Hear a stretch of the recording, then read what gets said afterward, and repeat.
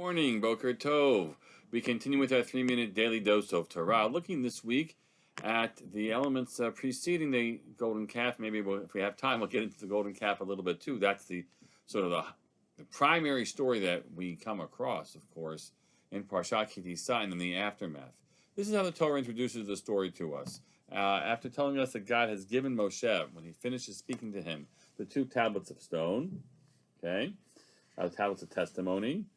Vayar ha'am ki boshesh Moshe laredet min ha'har, and the people saw that Moshe tarried to descend from the mountain.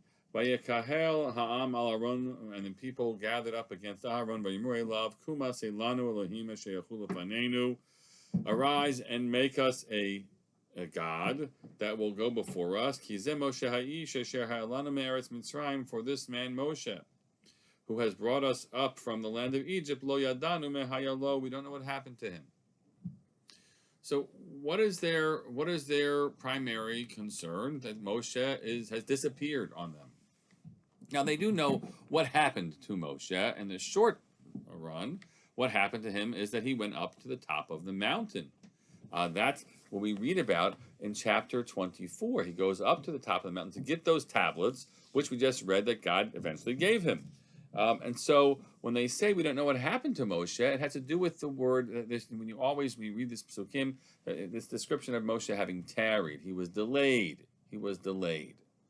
So what makes Moshe delayed is a fair question. Commentaries such as the Emek Dover and the Ibn Ezra understand that Moshe did not give him a specific timetable. If you look back in Parshat Mishpatim, we're told the following. He told the elders the following. Shavu lanu bazeh, you guys stay here, ad asher nashuv aleichem, until we come back to you. V'hinei Aaron v'chor, here you've got Aaron and Chor, imachem, with you. Mibal devarim, yigash lihem, if there are matters that have to be talked about, they should come to them.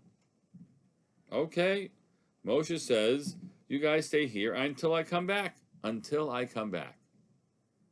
So the question that you have before us is, what is it that makes Moshe late? What makes Moshe late when the people determine that he is late?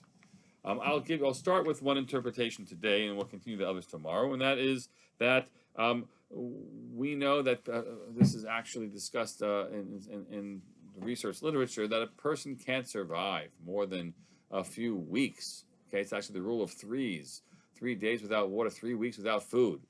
And how long can you survive without water and drink? And Moshe actually describes in Parshat Akev that he was up there on the top of the mountain, Arba'im Yom Arba'im Laila, 40 days and 40 nights, Lechem lo achalti, mayim lo shatiti. I didn't eat bread and I did not drink water. And so, says the Ibn Ezra, the Hamek Davar, he also did not know how long it will be, and that's why Elohaminu shehu chai, they didn't believe that he was there alive there anymore, b'Torah Adam, as any person would be able to live or not. And as Ibn Ezra says, they saw that the manna fell on the ground, but the manna didn't fall up in the sky and on the mountain, and so they concluded that Moshe couldn't be alive because no human being could survive us all. That's the first reading. We'll continue more tomorrow, God willing, but you should already take a look at this text and see what you can start to unpack about it yourselves. Have a great day.